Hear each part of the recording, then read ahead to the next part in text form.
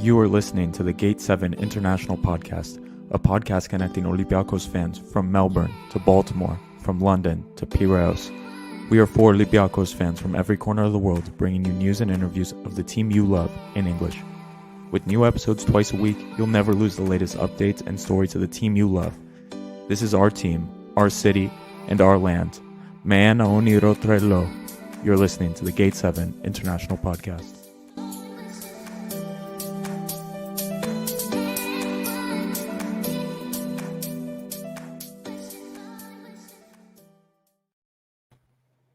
Hello, and welcome to the Gate 7 International Podcast, your official English source for all things Olympiakos FC and Greek football.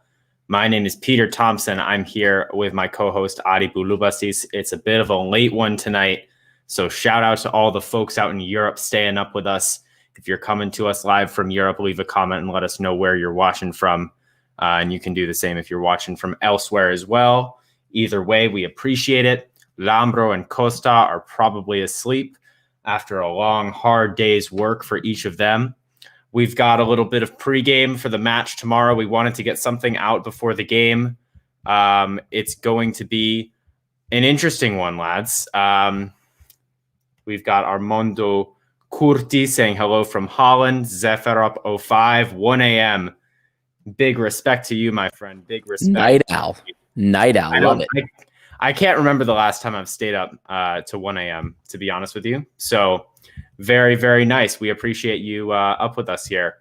But yeah, we're just going to get right into it. We have some transfer news as well. Adi, the first thing we're going to do is we're going to talk about AHEPA, so I'll leave that to you. Yeah, guys, you know how it is. Every week, we're trying to recruit people to defend Hellenism around the world. If you want to know how to do that, check out your local AHEPA chapter. Don't know what AHEPA is? Go to ahepa.org, or you can DM me. I can direct you as well. Check out what's going on. Your fellow Greeks are doing fun stuff, raising money, donating to great causes, helping great causes. Check out what they're doing. The Greeks near you, meet Greeks, have fun, do philanthropic stuff. Check it out, ahepa.org, or DM me directly. There you go, folks. Additionally, we would like to say thank you to our sponsor, Piraeus International. Piraeus International has been helping Greeks ship to and from the motherland during COVID-19. Shipments to Greece are going out from Baltimore, Maryland every month. Fill Enningar's U-Haul box 18 by 18 by 24. Send it to our friends in Baltimore, and it will be shipped to the port of Piraeus for only $50.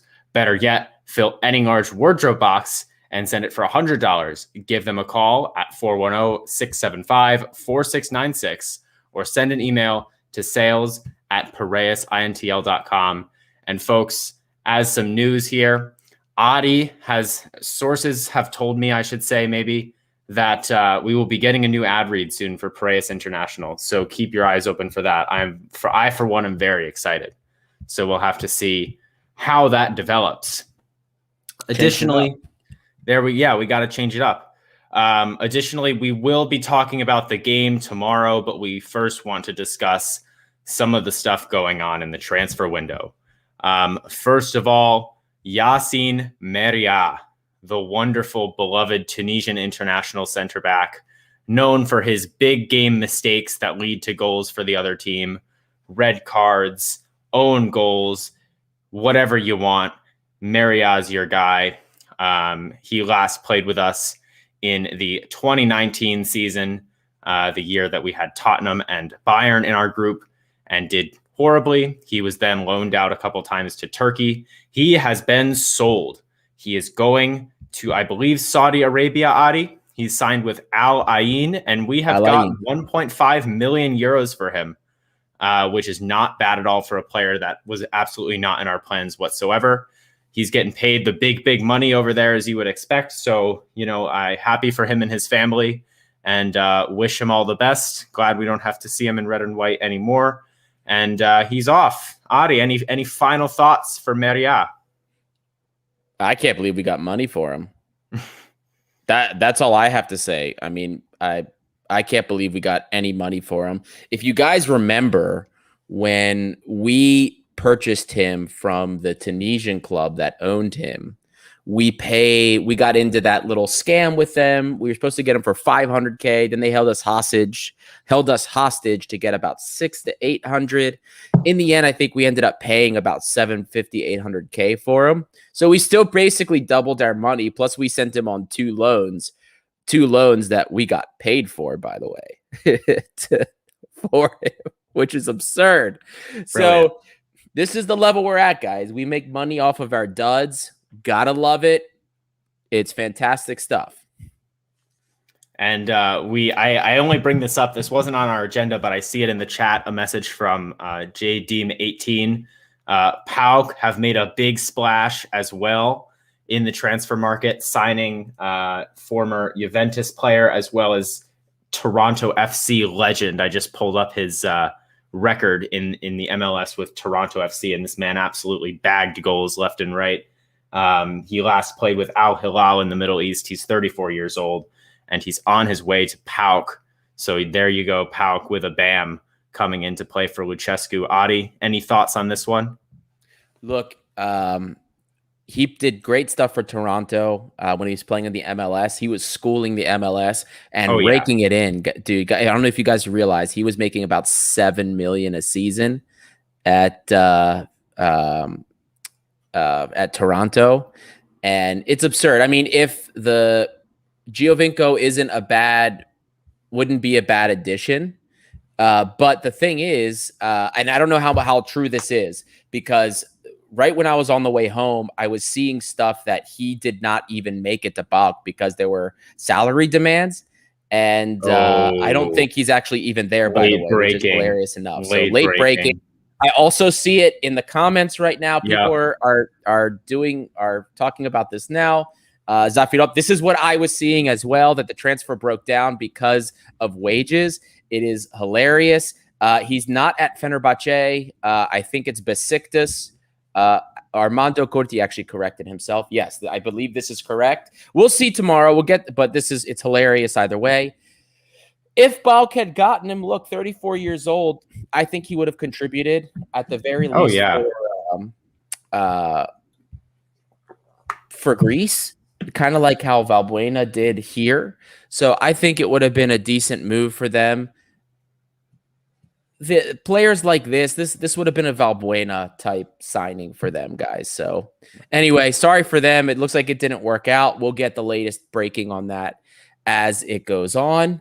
But yeah, that's how that's ugly scenes for PAOK. Well, speaking of transfers that have fallen apart, we've mentioned Joaquin Piqueres, I believe is the name, the left back from South America. He's not coming either. And there's a tie to PAOK as well with this because I think the words have come out of his mouth. Is that correct, Adi? Or his camp, that he is headed to play for Palmeiras in Brazil, big club. Recent Copa Libertadores champions, managed by none other than Abel Ferreira of fame with PAOK. So unfortunately, we miss out on the chance to sign a promising young left back from South America, and he's going to be staying in his home continent, but an objectively good move for the player, we have to say. So that one is out. We are looking, of course, still for another left back. The name Johan Mojica has come up. He played for Girona in Spain recently. From what I can tell, I don't know the player too well, but it doesn't seem like a great signing, more of an attacking left back, but it's still quite early in the process of the transfer. So we'll have to see what happens with that. He's a versatile left back, left wing. Obviously, if we sign him, I'll do a deep dive. But it seems to be more of like a situation where if we can't find anything else, we're going to get him for depth at the left back position. I think it seems like the team may be comfortable with Oleg as the mainstay if we can't get one of those big BAM left back signings. So we'll see what happens with it, but it's not one of the guys we really were interested in, unfortunately. This definitely seems like a backup option. Jose Jolebas, come back, my friend. We miss you already. We'll get more into the game tomorrow and why we need Jose Jolebas. But the next point, Jake Lulas has let us in perfectly here, coming to us from Adelaide, Australia, down under. And he's asking about Pinakas. And yeah, well, we've got some news on that one. So the Pinakas saga has been going on for quite some time. You know, it was supposed to be Pinakas comes to Piraeus and Douvikas goes to Thessaloniki to play for PAOK. Looks like we might not be seeing either of these things at the moment. Douvikas off to Holland, and Pinakas. It looked set. I think Ari did the Larissa like Twitter or whatever. They officially announced he's leaving. They did. They announced that he was a few signing days for us ago. and everything. Yeah. But we've had a breakdown once again, a Giovinco-esque breakdown, and Pinakas, he wants the big money is basically the problem. Yep. I think the figure that he wanted or expected to get was 200,000 euros a year in wages. At the end of the deal. To be specific, the deal was what Olympiakos had offered him was a 4-year deal starting at 70,000 a season, and obviously escalating every season, about almost 10,000 euros a season. And basically at the end of the 4 years, he would have been making 100,000 euros a year. Obviously, if he had done well, we would have renewed the deal and paid him more, just like we have done with all of our players. But that was the deals from the outset. He wanted, and I don't know how much of this was with his father, because apparently his father is the one that was hardballing or trying to hardball Olympiakos, for what it's worth. He wanted starting salary in the first season at 160,000, and then 100 going up, escalating 10,000 a season until the last season 200,000. Never going to happen for a player that was destined for our B side in the second division, at the very least in the first year. We are never paying anybody 100,000 to play in the second division. And this was terrible business on his father's part, because he was only making 20,000 euros, guys, at IL. If what we're told is true, it was definitely under 35,000 for sure, but he wasn't on a typical academy contract. You know, the academy kids, they get paid what, maybe 6,000-7,000 euros a season. He was on one of those sort of pro deals, but he was only making about 20,000 euro. And he thought he was going to go from 20,000 to 200,000. Good joke. Adios. Terrible business. And you didn't get any offers from Europe. So I don't know if something's going to happen, if they're going to come back. But if they come back to the club, I guarantee he's going to get less money, because that type of shenanigans is like typical Greek nonsense. Wasn't ever going to happen. Wasn't going to get paid that type of money. So it's unfortunate, because I like the kid. I really thought he could contribute to us, but this shenanigans was never going to stand. Yeah, honestly, I don't want to jinx it, but I do think that they'll calm down and he'll sign with us still. But that's just my opinion. We'll see what happens. I also I don't want to trash Pinakas, the younger Pinakas himself, because I don't know how much of this is him and how much of this is his dad. Dimitri, we can go for more money if we just complain. I don't know how much of that is actually him and how much of that is his father. Situation that we do not know all the details about, but what we can tell you is right now there's no deal. We have a question from JDeem18 again, asking about the keeper situation with Olympiakos. Well, Christensen, actually, I believe we know, is not playing tomorrow. Tsolakis is fit and ready to play. Vaclik, I don't know if he will play. I would kind of doubt it. He hasn't played a game yet this year, so I would be surprised to see it. Ari, I don't know if you've seen anything else in the news about Vaclik, but I kind of expect to see Tsolakis between the sticks again tomorrow. Yeah, I think we can expect to see Tsolakis in the sticks again. I haven't seen mention yet of it. Well, I mean, we haven't seen mention of much at all, period, with the team. But I would expect at least Tsolakis to play again for this second leg. And I guess while we're wrapping up the player news, yes, you guys have been hearing the news about Onyekuru. Zafirop05 has here a comment deep dive on Onyekuru. Yes, guys, I really am not excited to do this deep Adi's dive. putting this one off, folks. He's putting it off. Because I'm hoping we don't sign him, to be honest with you. I'm not a huge fan. And yeah, it's not what I've seen so far. I've done the initial, kind of looked at the data so far. I haven't done really a lot with the film, but I'm not really super happy with what I'm seeing, especially if what I'm hearing. We just got the latest from France. There are reports out of France that this is not a loan deal. It's actually a 5 million euro purchase, which would be even more absurd. At first, we were hearing it was a loan with a 5 million euro buyout, which would be basically a Bruma 2.0 type deal for a Bruma 2.0 type player. And if we're actually paying 5 million, I don't understand why we just didn't pay for Bruma, but whatever. Let's wait and see what the official word is on that. And yes, guys, if he does hold up the Fanella, if he gets announced, I will do a deep dive. Do not worry. We got Thilumuizui. Hey guys, Christensen stayed in Athens, COVID. Yes, we just went over that, I believe. He is in. There's a couple players that had COVID. We're going to get into the pre-match. We'll get into that whole mess in just a bit, yeah. Yes, real quick though, before we get into that, we did have a holistic study that was done by UEFA. I don't know if you guys remember the whole thing, the whole mess that started after the BAKU Xanthi dual ownership thing resulted in this kind of holistic study being done by UEFA. They were invited by Mitsotakis and the sporting guy, oh my God, Avianakis. They were invited to kind of look at Greek football in a whole and give us their advice. And they gave us their advice. They weren't happy. They said that there was a lot that Greece needed to do to conform to UEFA guidelines and standards. So back in May, they told us this, and they said, here's what you got to do a meeting and tell us what you think. EPO meets supposedly without Zagorakis. I don't know if I believe that or not. And they end up coming to a decision, a conclusion together. They send a letter back to UEFA and say, thanks for your advice, but we're going to do this instead. And UEFA sends a pretty scathing message back to them and basically says, no, what you guys are proposing defeats the purpose of the study, period. You can either accept the study or you're going to face consequences, the first of which is no financial aid for the Greek Super League.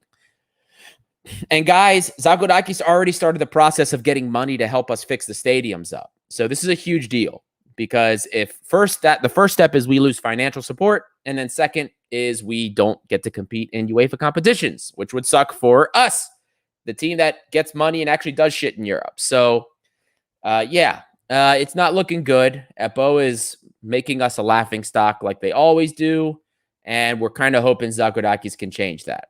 But anyway, just a quick update about that situation for you guys before we get into the match. Well, let's wait, Adi. I didn't get to give my opinion on Henry yet. Oh, my apologies. He's shit. Okay, let's get into the match. So Olympiakos second leg against Neftci Baku tomorrow. It's gonna be an interesting one, lads. We did not expect the first leg of qualifying against a team from Azerbaijan to be as tight and nerve-wracking as it is going to be. But unfortunately, nearly half of our squad players, half of our team are going to be out, and people are clamoring about it in the chat. We have this comment from Panayotis Maria saying 2-0 win. That would be great. But I'm just being pessimistic maybe. But anyway, I'm worried. So to go over them again, Mari Kamara is healthy and fine, but he got a red card in the last game, so he will not be able to play. He's suspended. Bouhalakis came off injured early in the game, and he's not going to be fit to come back, unfortunately. Jan Mvila, he has some sort of injury that we don't really know a whole lot about, and he is also going to be missing. He was not included in the squad at all. So that's our starting midfield. That's our midfield three. Beautiful, brilliant, playing with none of them. So that's a good start. Additionally, our top goal scorer, Youssef El Arabi, still testing positive for coronavirus, still has coronavirus. So he's not going to be in. Socrates, I believe, is also still missing. Wait, El Arabi was on the flight. El Arabi and Valbuena. Oh, he was on the flight. Yeah. So okay, El Arabi looks like he will play. I know tomorrow. Hassan was on the flight. Yes. El Arabi might play tomorrow. Now, Socrates was in quarantine. I think he might have traveled with the team, though. So I'm not super worried about Socrates. I mean, obviously, he's very good, but that's not a position where we're strained. You know, we have Cisse, we have Semedo. I think Ba also made the trip. But yeah, the team hasn't told us a lot besides sending pictures of the players on the plane. And we have a comment saying Papa is out. So yeah, I think he's still unavailable. But additionally, a lot of players who did play last week, or were at least in the squad last week, are going to be missing for reasons that the club has still not made clear. But I think maybe COVID is a rumor. I'm not gonna. I don't know anything for sure, of course. But we've got Christensen, which we already mentioned. Oleg, really our only left back in the squad right now. The other Kamara, Agibu Kamara, who came on as a sub. Andrutsos, our starting right back.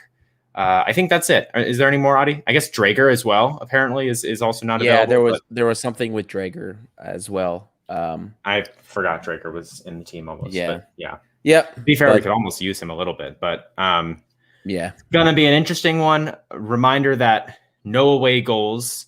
So, if we score... It's not, I mean, it helps, but it's not that big. They can still score 2 goals at home and force extra time.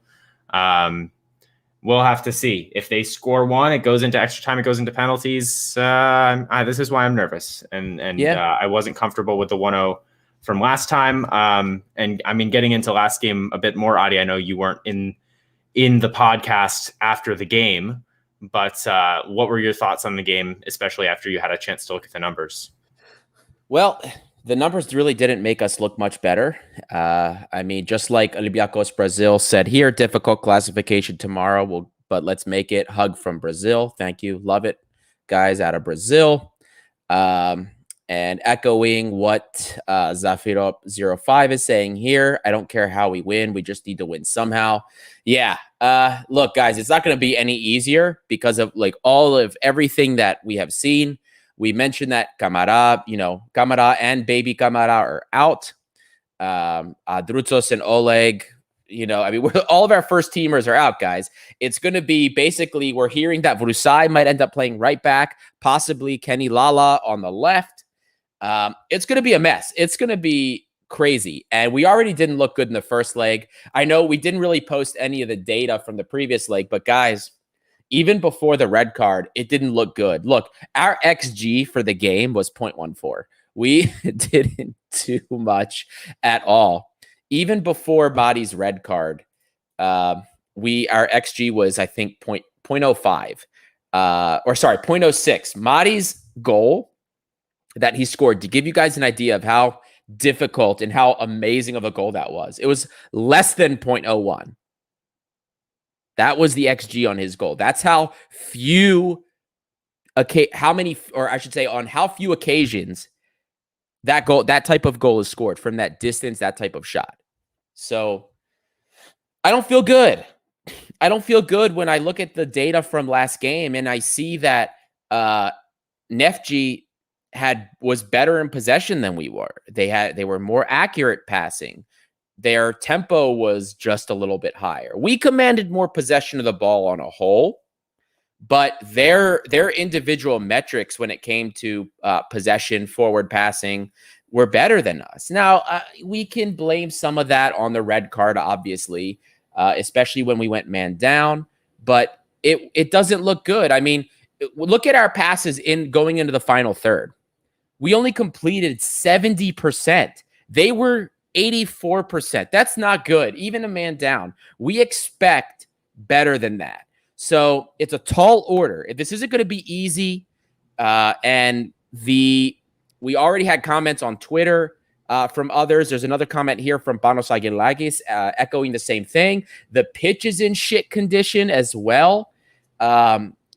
Yeah, and our players maybe didn't take it seriously in the first game, as he commented here. That's entirely possible. But the guys are going to have to come up with something. Everyone's going to have to work harder. Everyone's going to have to do much better. And Kostas Chronopoulos, Isis Tomialo, Kati Magiko, guys, they're going to need to have this in their head tomorrow for us to pull this off. This won't be easy. It's not going to be a walk in the park. We definitely have a tall order ahead of us. Yeah, I mean, just to sort of rehash some of the things that we talked about last time, like, I don't want to say I'm not surprised that they played better than us, because I still think we should play better than BAKU. But we do have to consider, obviously, we did have some players missing. I'm not going to say that the red card is an excuse, because like Adi said, we weren't really doing much before the red card. We got a lucky goal, and that was really it. And BAKU have had 2 games to get ready. We've had friendlies. They had 2 actual Champions League games that they got through in. So not only did they have that extra time under their feet, but they played well enough in those games to get through. So, it's a sort of a slightly tough situation for us, but really, you're not going to catch me making excuses for this team at this point in the season, because we need to be doing better. Even our second team is worth more money and more talent than BAKU's first team. No disrespect to BAKU, of course, but it needs to be better tomorrow. I think it probably will be. I like this comment from Zafiro05 as well. And I had said this, I think maybe it was when we had Stel on, or when when Costa and I went to join Stel on Shoot the Defense. But he says we should just go there and hope for an early goal, or keep the 0-0 like Omonia last year. And I saw this from the beginning playing out a bit like the Omonia tie, where you do just enough in the first leg, and then it's a boring scrape out the 0-0 in the second leg. I can really see that happening again. I also think that they'll maybe be a little bit less complacent. One thing I noticed just off eye test is that a lot of the younger players played with a lot more heart and energy than some of the older guys like Semedo, who really didn't show up for it that day.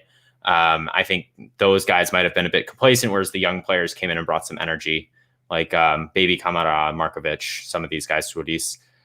So I think maybe tomorrow we might see a bit more of a professional attitude from the entire team, instead of just the young players fighting for their place. And I'm looking forward to hopefully seeing that. And then we have another comment. I know things look bad, but we will win tomorrow. This time tomorrow, we will all be bitching about transfers. I hope so. I hope so too. Onyekuru deep dive coming before we know it. Ugly scenes for us. God, please don't remind me. We got another comment here from Aguilos Potsis. Team didn't underestimate Neftci. They did a bad preparation in Austria. The team doesn't seem to be ready. I think there is some truth to this. I think the preparation maybe wasn't so good in Austria, because the team just hasn't seemed to play well so far in a lot of the preseason games. There's pieces missing also. There's injuries. There's been a lot of things up in the air.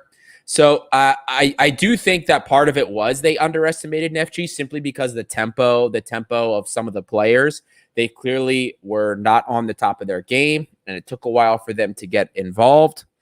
So I think part of it was, but I also think part of it is maybe the preparation from Austria. We know also, guys, these guys didn't really get much of a break. Remember, we had to start preseason early because our season ended late, and 2, also we're playing in the early qualifications of UEFA. So there's a lot of things involved here. Kostas Chronopoulos, Olympiakos Tavali Vio goal. Yeah, I hope we do, man. I hope we do get 2 goals in there. Our good buddy over at Football Kendron, the Armenian podcast. Thank you for joining us, buddy. Goals, goals, goals. Take advantage of the away goal rule that's taken out. Listen, man, I hope so. I hope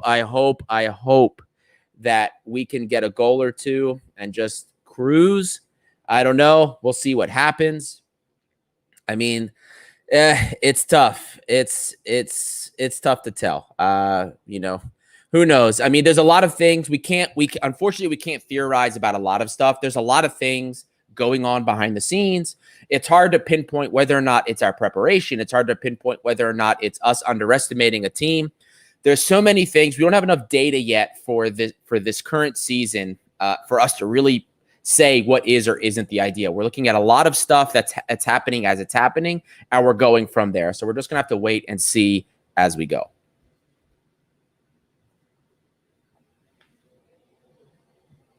Oh, Peter, I think you're on mute, buddy. I don't hear a thing you're saying.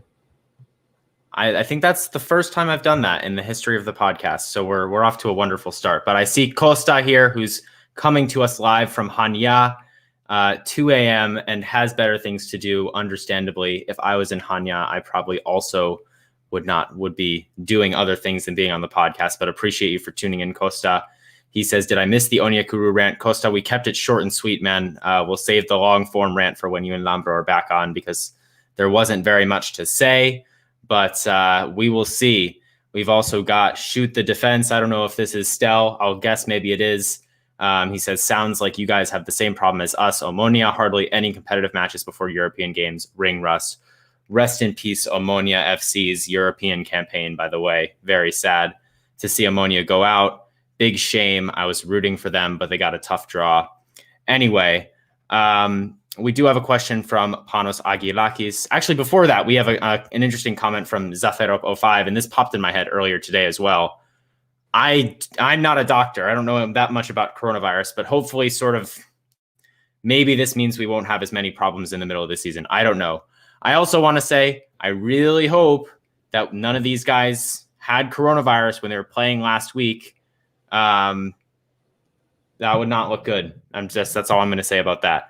So anyway.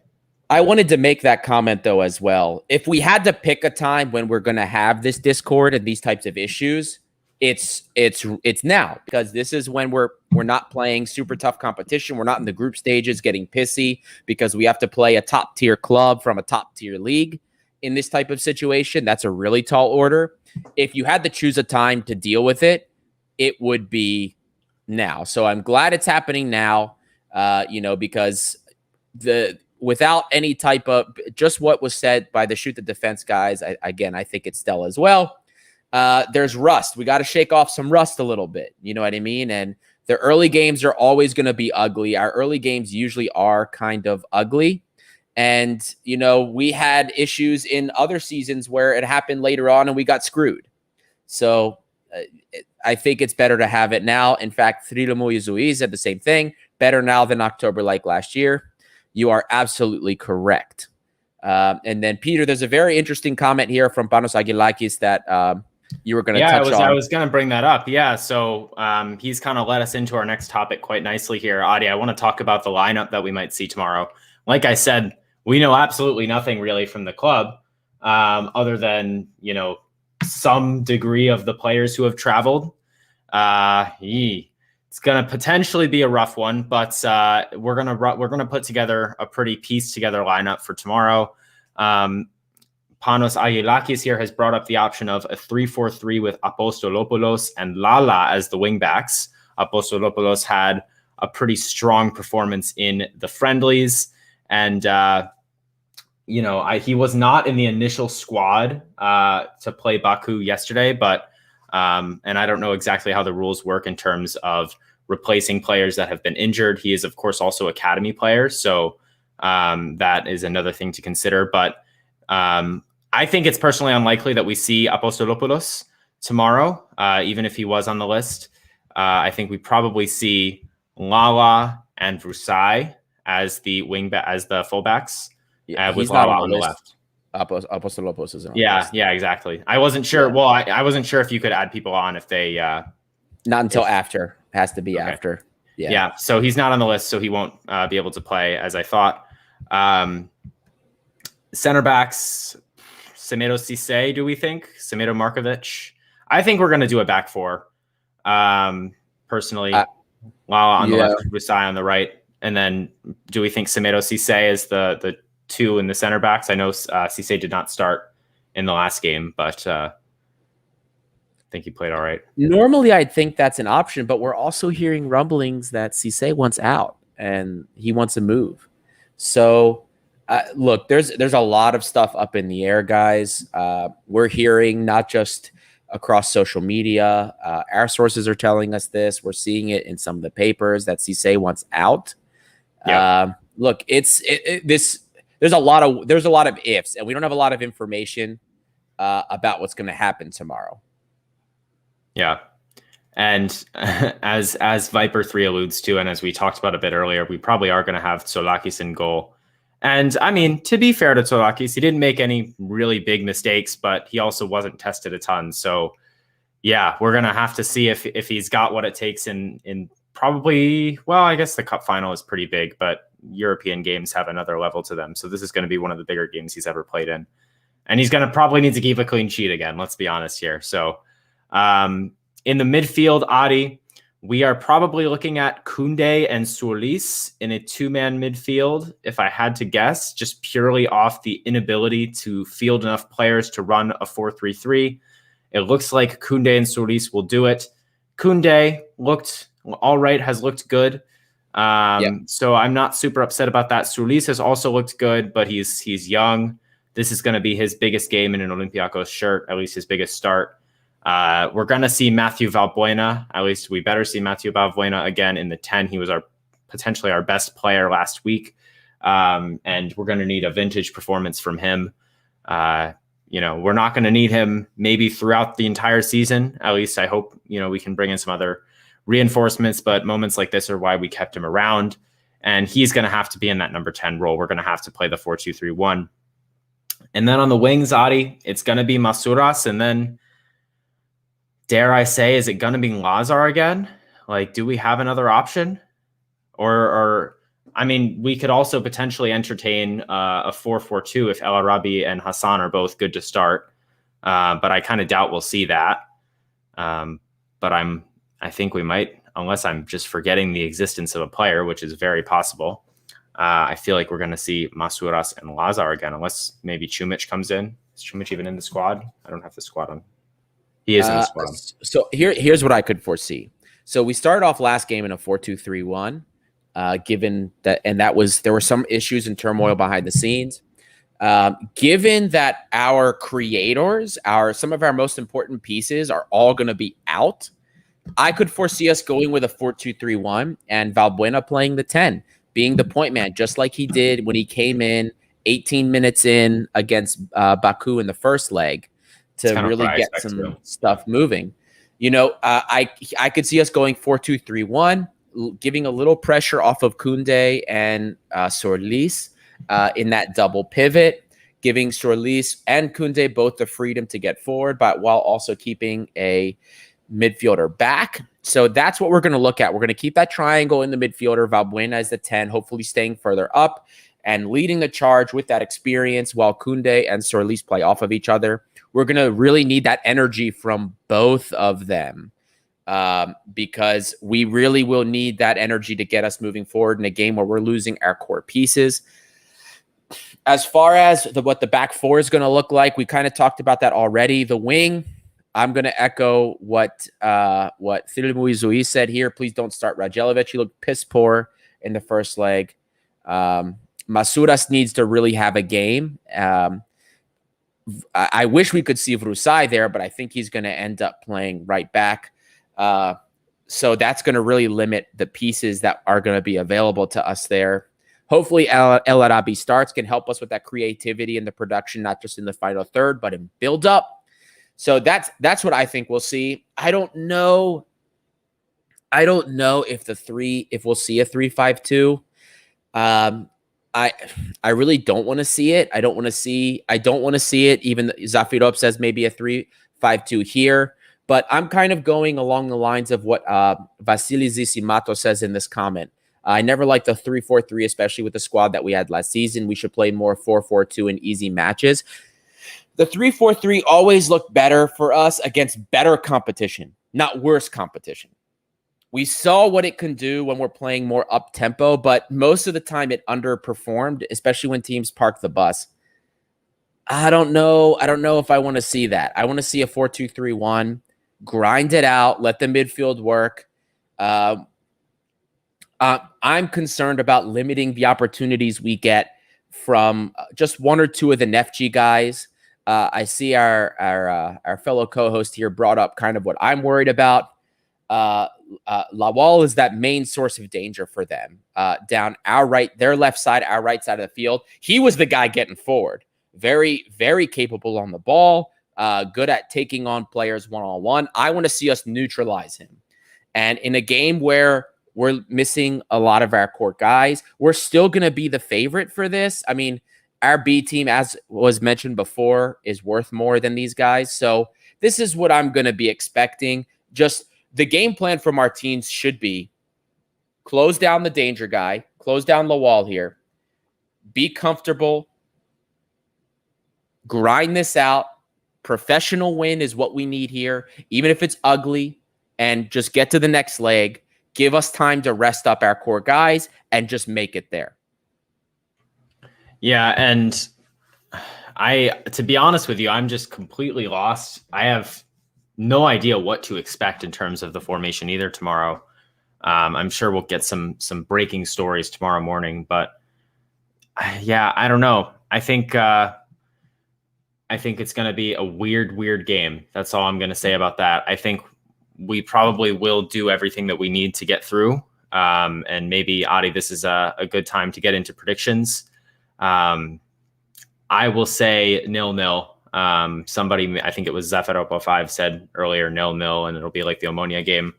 I see a 0-0 as much as we will be playing a winger at one of our fullback positions, whether it's Lala on the right and Vrusai or whatever on the left. You know, maybe they'll put Lala on the right to deal with that threat on that side of the pitch. But I expect a 0-0. I don't know what you think, Adi, but as much as I was annoyed last week, I did concede as well that I think we are going to go through. But I was hoping that this would be able to just be like a game when we could not really have to worry about it, and things could still certainly go wrong. But I do think we're going to get everything we need to go through. Yeah, I think it's going to be ugly, 0-0. But I do like this from Kostas Chronopoulos, Oli Yaenan, Keanas Yaolos, a little Three Musketeers here. I can understand this one, actually. All for one and one for all. Costa's yelling out here. He's just yelling out all the inspirational things. We need some audio bites of this so that we can get juiced up, get the boys juiced up. Yeah, it's look, I think this will be one of those times that we're not going to complain about Martins playing a little bit more defensive given all the pieces that are missing. Even though, like we said before, with the pieces missing, we should still be better than this team. But the shit's a mess. We just got to get through and get over with. Exactly. I'm not going to complain if we get through. I mark my words for that. I'll complain after the first leg because we only win by 1 and it puts us in a tough position for tomorrow. But if we get through, you won't hear me complain. So we did the job. We're on. Yeah. Players are going to hopefully come back. Madi's going to hopefully come back. Everyone is going to be back. Hopefully. And even if we play with a back three and it's ugly, I don't care. You know, I mean, Costa, our co-host Costa brought up in his comment here. I really doubt Martins will leave Vrusai exposed in a back four. Back three tomorrow, Cisse, Ruben Markovic. I'm not going to complain with that. I'm not going to complain with that at all. I would rather see that and give us a chance to let Vrusai, who's looked like our really only competent winger so far in preseason, get the chance to get forward and make stuff happen. Because so far, preseason and first game with Neftci, our creativity in that final third has been pretty bad. Especially without Valbuena. Valbuena's been the spark. He's been the one doing it all. If we're going to be relying heavily on overlaps to get forward, get crosses in, relying on guys like Adruzos to get forward and not get burned back, we're going to need that back three. If we do go with a 4-2-3-1 again, we're going to see one of our defensive mids playing like another center back, staying back in line with the defensive line, playing very conservative. The game plan, we've seen this already. We've had 3 years of Martins already, going on year 4. He's conservative. He's going to approach this, especially with what's going on, in a conservative manner. And I wouldn't be surprised if it's an ugly 0-0. Maybe we get one and it's a 1-0. That's what I'm hoping for. And that would be, that's what I'm expecting. Sparrows. That was 2 years ago, my friend. Guys, you gotta stop living in the past. Is this Lambro's burner account? Is Lambro secret fan of Lazar, and is he tweeting from a burner account? No, Sparrows is one of our audience. We get a lot of DMs from him on the Insta account. I know. Knows his stuff, but I see a lot of positive. It's really weird because I see a lot of positive praise from for Radejevic, who hasn't really shown us much since those games, those qualification games. But we have so much patience for him, or some people seem to have so much patience for him, but zero for other players. Where was this patience for Bruma, who has contributed more than Lazar has? Where's this patience going to be for Onyekuru when he's shit? Right. Exactly. Yeah, People gonna turn on him, me included. I'm kind of done. I mean, we don't have a lot of choices right now, but I'm ready to give Chumich a go and see what he has to offer. Yeah.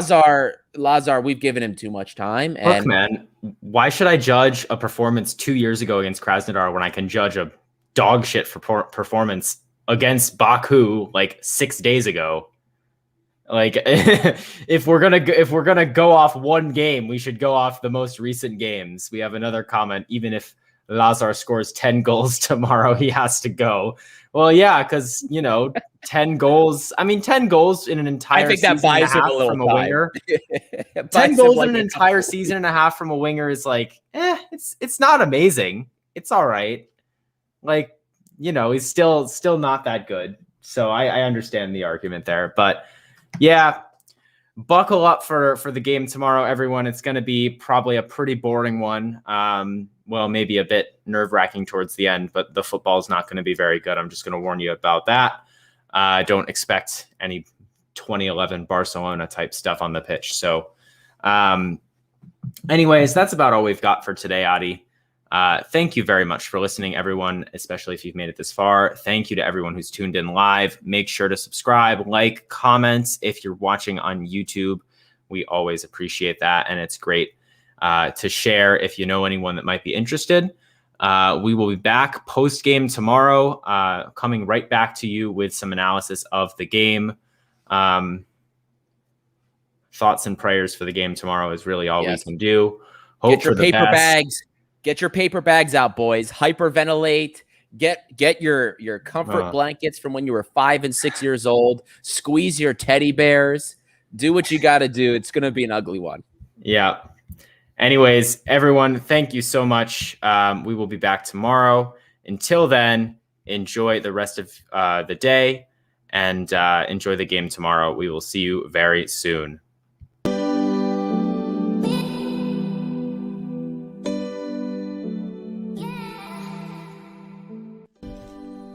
You just listened to an episode of the Gate 7 International Podcast, a podcast connecting Olympiakos fans from Brussels to Tokyo, from Toronto to Geneva. We are 4 Olympiakos fans from every corner of the world, bringing you news and interviews of the team you love in English. With new episodes twice a week, you'll never miss out on the latest updates and stories of the team you love. If you liked what you heard, make sure to follow us on social media at Gate7INTL. Give us a subscribe on YouTube or even leave a review on all our podcast channels. Until next time, this is our team, our city, and our story.